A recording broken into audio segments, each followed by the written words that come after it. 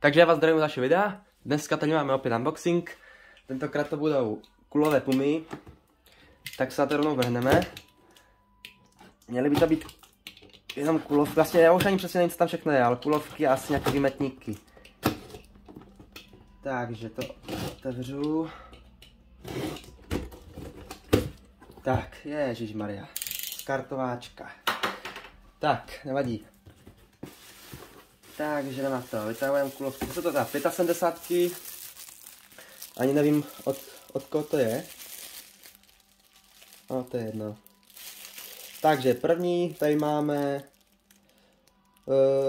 zlatou chryzanténu.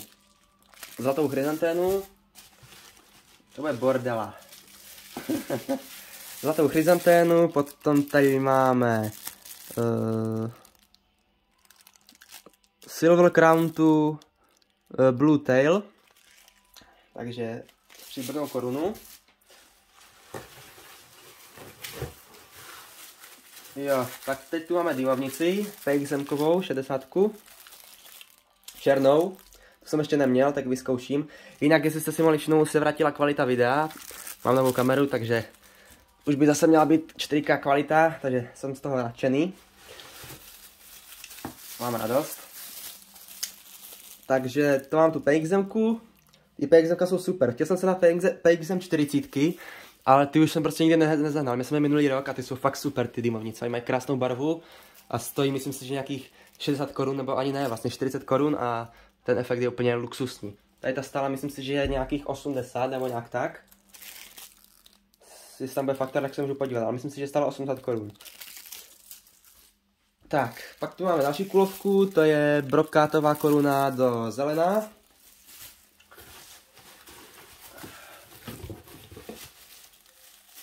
Další kulovka je brokát do zlata. A ještě by mi být jeden brokát do zlata, myslím. Jsem objednával dvě, myslím. Tady máme červenou slunečnici.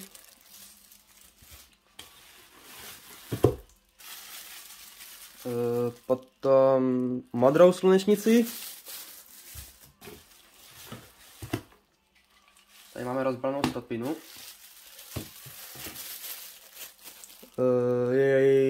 Jo, tohle je titanovka. To je titanovka. Pak tady máme zelenou slunečnici. Jo, tak to jsem objednával kvůli toho, že to půjde do Včka v trojbarvě. A to je všechno, to jsou všechny kulovky. A teď tady musím z toho vylovit další věci, co tu mám. Jo, ještě tu je jedna kulovka.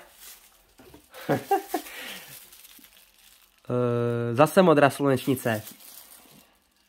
No tak nevím, jak jsem to objednal. Takže pak tu máme palník. Jeden. To vypadá 2 metr.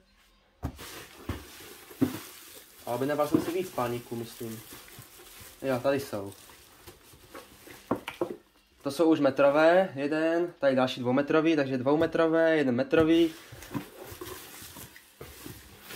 Pak tu máme, tohle to jsou fontány. 30 sekundová fontána, ale to by měla být, myslím, 3 metrová. Ne, 8 metrová. Ne, ano, 3 metrová, 3 metrová fontána. Takže 30 sekundová 3 metrová. Jedna, tady je druhá, a jsou pěkně na palník už připravené. Jedna, druhá, tady máme zase výmetníky. Jeden výmetníček, tenhle ten je červený ocas do červeného stroboskopu. To je jeden. Pak tady máme červený do červeného stroboskopu, takže zase 2, měl by být, myslím si, že 5. To je další, takže to jsou 3.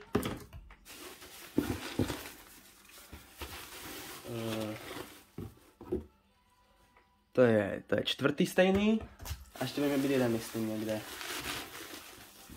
Tady. To je čtvrtý, to je 5. Takže 5. Jsou to 30. A zajímalo by mě, kolik to má slože. Jo, 35 gramů. No tak na jednu ráno myslím si, že to je docela fajn. Pak tady máme tenhle výmetník. To je chvost, ocas, hvězda. Červená by to měla být. Červená barva. Oba dva efekty, oba dva ty výmetníky jsou červené. Jsou s červenou barvou. Takže to jsou dva kousky. Ještě tu je nějaký. Už ani to pravdě nevím. Jo, ještě jeden. Takže to jsou 3. A pak tu máme ještě palník jeden, další palník. To jsou 2metrovky. A měly by tu být ještě, jo, aha, to je tam tak pěkně rozhazené. No, jsou tu zpožďovače, Pirelloky, 2,5 sekundové. Těch by mělo být, myslím si, že 10. Ale to teďkom asi lovit nebudu, to pak najdu. To si potom vylovím sám. Tu je 3. Tu je 4. Já to vylovím a pak se vám ozvu, ať to nezdržuju. Tak už jsem je našel. Takže 10 kousků těch zpožďovačů, jsou to 2,5 sekundové zpožďovače. Takže 10 kousků těch zpožďovačů.